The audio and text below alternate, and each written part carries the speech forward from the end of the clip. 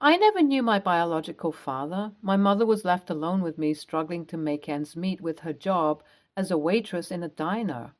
We lived in a small apartment in a very poor neighborhood. She did her best to provide for me, but it was hard. She was always tired and stressed, and we barely had enough money for food and rent. But my mother was a strong woman, and she never gave up hope. Even after my father had died in a car accident when I was a baby, she always told me that one day things would get better and that one day we would have enough to eat and sleep well. She believed that one day she would meet someone like my father with whom she could share the happiness and sorrows of life. When I was 5 years old, John entered our lives. John was a regular customer at the diner where my mother worked. He was a tall and handsome man with a very friendly demeanor. I remember him wearing a suit and tie, and he always carried a briefcase with him. My 5-year-old brain used to think that he was someone important and successful, which turned out to be true. He always ordered the same thing, coffee and toast. He always sat at the same table, the one by the window. He always smiled at my mother when she served him, a warm and friendly smile. He also noticed me, as on most days I used to sit at the counter waiting for my mother to finish her shift. I had nothing to do but watch the people and the cars outside. Sometimes John would wave at me or wink at me or make funny faces at me to make me laugh. One day, while I was having lunch with my mother, John came in and asked us if he could join us. She agreed, and he sat next to me on the stool. That was the first time I met him up close. He asked me my name, my age, and my interests. He introduced himself and explained about his job and his hobbies. It was a fun conversation, and it was very warm.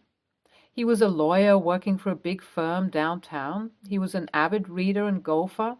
I liked him right away because of how sweet he was to my mom and me. He came back the next day, and the next day. Then he started to bring me gifts each time he came to the diner. He made sure to engage in conversations with me. He would ask me about every aspect of my life, like school, friends, or even comic books.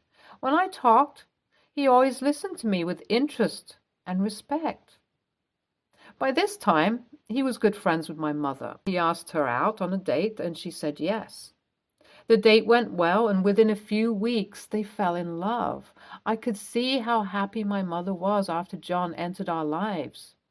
He truly made my mother happy. During this time, John told us that he was a divorcee and he had a son, Mark, from his previous marriage. From the way he talked, it was clear that John and Mark did not get along well, even though Mark was still a child. Within the next few months, he asked my mom to marry him, and she said yes.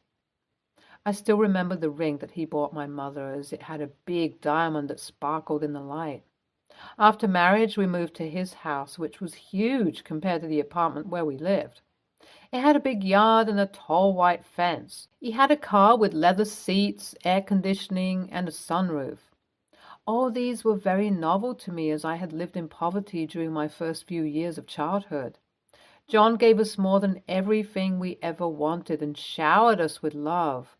He loved my mother with all his heart. He treated her like a queen and loved me like his own daughter. He was patient, supportive, protective of me. So it was easy for me to love him back, like he was my father. My stepbrother Mark was older than me by 10 years, and he hated John. He blamed him for his parents' divorce, and he resented him for moving on and marrying my mother. But in reality, John's first wife was a toxic and manipulative woman. That was the reason why John ended the marriage. Mark was manipulated by his mother into believing that John was the villain. So Mark never visited John or called to inquire about him. From the brief interaction I had with Mark, I felt like he was selfish and bitter, and I hated him. I met Mark for the first time at John and my mother's wedding. He was the only one who didn't look happy for them. He had a black expression on his face throughout the ceremony. He didn't cheer for them or hug them. He just stood there with his arms crossed and his eyes cold. He didn't even smile at me. He just looked at me with disdain and disgust. He made me feel like I didn't belong there, like I was an intruder. He didn't stay for the reception or dance and left without saying goodbye as soon as the ceremony was over. He never came back to visit John again. John never stopped trying to reach out to him. He called him every week, sent him cards every birthday, and invited him every holiday. He made all efforts to be a good father to him, to show him that he still loved him and cared about him. He tried to make him part of our family, to include him in our lives. But Mark rarely responded to the calls or messages. He never sent a card or a gift back to John. He never accepted his invitations or showed up to stay with us. He ignored his father and rejected our family. I could see the pain in John's eyes every time he hung up the phone or checked the mailbox or set the table. I could see how much he wanted to connect with his son, mend their relationship, and heal their wounds. But John never gave up hope. He told me that one day things would get better, and Mark would come around to reconcile. But that day never came. Soon, John was diagnosed with cancer, which left us devastated. He had only a few months to live, and I wanted to make them as comfortable and happy as possible. I quit my job and moved back home and devoted myself to taking care of him.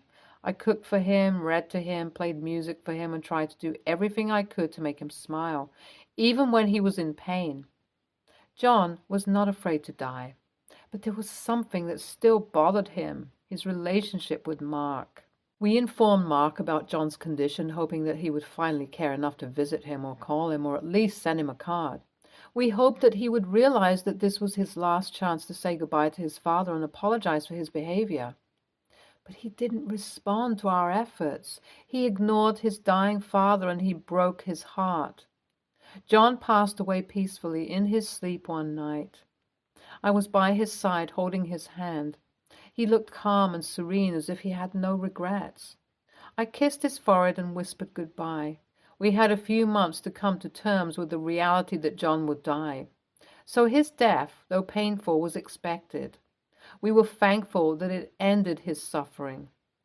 The day after John's death, Mark came home. He barged into the house acting like he owned the place. He demanded to see the will, to claim his inheritance, to take what he thought was his. He didn't even want to look at John's body before the funeral. He didn't even say a word of condolence to my mother or me. He was too late. John had changed his will a few weeks before he died. He left everything to my mother and me and nothing to Mark. He said he wanted to reward us for our love and care and to punish Mark for his neglect and cruelty. Mark was furious. He screamed and cursed at us, calling us names and accusing us of stealing from him. He threatened to sue us and ruin our lives. He said we were not his family and that we had no right to anything. My mother thought that we should share the inheritance with Mark, but I hated his attitude and kicked him out of the property. Then we held John's funeral in peace. Am I the a-hole for kicking out my stepbrother from our house, for asking for his share of the father's inheritance while he neglected his father throughout his life? Update 1. We have been getting hate texts from Mark's mother's relatives. They're calling me and my mother thieves for stealing the inheritance. My mother is deeply disturbed by all this, but I'm planning to stick to John's will and have everything as he mentioned in the will. Update 2. A week has passed and now they are bullying us less. But my mom still feels like it's selfish for us to have all of her husband's wealth. Since she pushed me to do it, I contacted Mark through my father's lawyer to discuss a settlement of the issue, but he responded very disrespectfully and even ordered us to transfer all the wealth to his name as we didn't deserve any of it. I cut the communication with him immediately and let my mother know his response. So that's over for now. Update 3. I felt like there was a need to get back at Mark for his arrogance. He had the guts to make his relatives bully us online. So I went online and posted on Facebook about how Mark had ignored John in the past. It was an elaborate post in which I attached screenshots of my text exchanges with John where he mentioned how painful it was for him. I think people must know the truth about Mark, or else We'll go down as the people who tried to steal his inheritance. NTA, your stepbrother deserved that treatment. From your account, it feels like he suffers from some sort of narcissistic disorder. It's always better to keep such people away. NTA, there's clearly only one villain here, and that's your stepbrother. He might have dreamed of walking away with all the wealth after ignoring his father for years. But sadly, that's not how the world works. At least now, he'll learn that there are consequences to his actions. Next story. The short story is we're going on 2 years together. 2 blissful years, truly. But tonight sucks. I love her. And if things keep going this way, excluding tonight, I want to marry her. That said, I'm currently drugged up with Benadryl, trying to sleep off hives and itchiness, and have blocked her mother and brothers. I have a peanut allergy. My girlfriend loves peanut butter, like kill an entire jar in a day sort of love. I know the irony. We don't go out every night and we don't live together. All I really ask of her is that she doesn't have any peanut butter products right before our dates, or, if she does, to brush her teeth and wash her hands at least. When I picked her up tonight, there were a bunch of Reese's wrappers in the trash bin, but she promised that she'd washed up, so we went on our date like we planned. I started to itch during it, but held off saying much of anything. But it's now covering most of my hands, my arms, my neck, and my lips and cheeks. Since getting home, I've taken some allergy meds, scrubbed down in the shower, and laid down on fresh blankets, but I'm still itching like hell. My girlfriend texted me good night, but because I was frustrated, I replied, "It would have been a better night if you'd bothered to wash your hands after having a bunch of Reese's." She got mad that I was policing her food intake and calling her dirty. Now she has her mother and brothers demanding to know why suddenly it was so bad with her when everyone I could ever interact with eats peanuts. And it could have been them and not girlfriend that caused my reaction. Edit to say. I also said, do I have to ask if the wedding cake will have peanut butter? And should I just assume I need to take medication just to kiss you? So I really was a bit of a dick. Edit again, but I am a little loopy from Benadryl. I realize now, so I apologize in advance. NTA, I'm going to be blunt. I doubt you and she have a future together.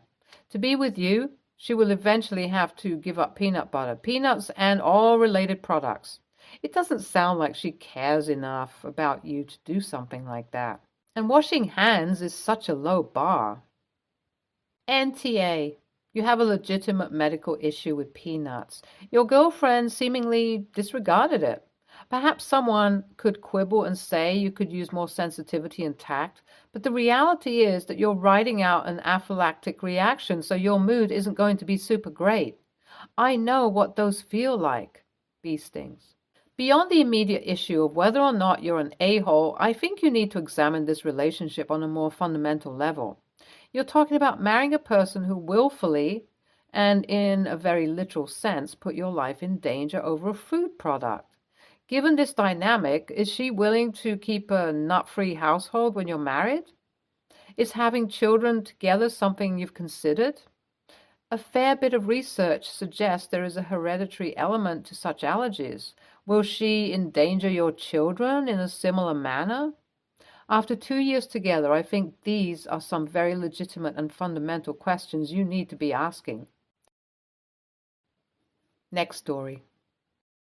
My husband, 35, male, and I, 29, female, got married and bought a house together this year. We keep our finances relatively separate. We have a shared bank account that we contribute equally to, but only for household expenses. Everything else is kept in our own accounts, and we don't really care what the other person spends their own money on. He makes about $100,000 a year. I make about $90,000 a year. We purchased a house for $575,000 with a 5.79 interest rate. Yikes. But put $225,000 down. He did $100,000. I did $125,000. We're pretty frugal, though, and plan to massively overpay and pay this off within 5 to 7 years. Recently, a friend passed very suddenly at a young age, 33, and it's kind of jolted us a little bit and made us realize that it can really kind of happen to anybody. We've started having a lot of conversations about the future and what we would do if something like that were to happen. Both of us have 401ks. Mine has about $125,000 in it. His has about $170,000. Because we're married, the other person is entitled to that money should one of us die. But there is an option to sign a waiver allowing them to give it to somebody else. I obviously want that money to go to him to help with the massive mortgage we currently have. Last week, he asked me to sign a waiver that would allow him to give his 401k to his parents instead. He said my finances are relatively secure, and he doesn't see how I would have an issue paying off the mortgage in the unlikely situation of him dying in the next 7 years. I feel uncomfortable with this and feel like it's not fair for me to sign that and put myself in a vulnerable position when you truly never know. His parents own their own home outright and are secure enough at their age that the extra money won't make or break them.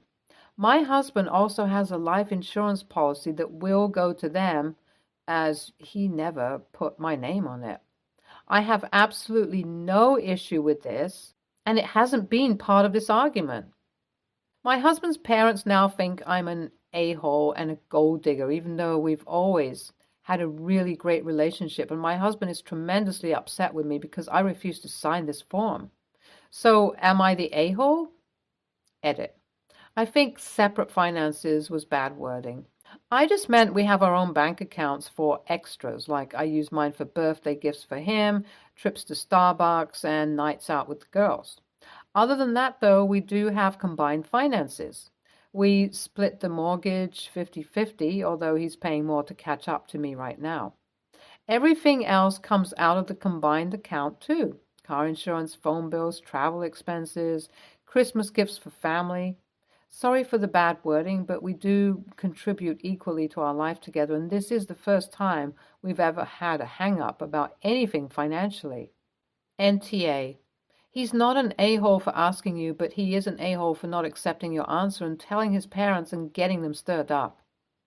Part of being a married couple is growing together and not leaving your life partner in a disadvantaged position if you can at all help it. You have a massive mortgage. It would be irresponsible of him to remove you as the beneficiary of his 401k before that mortgage is cleared.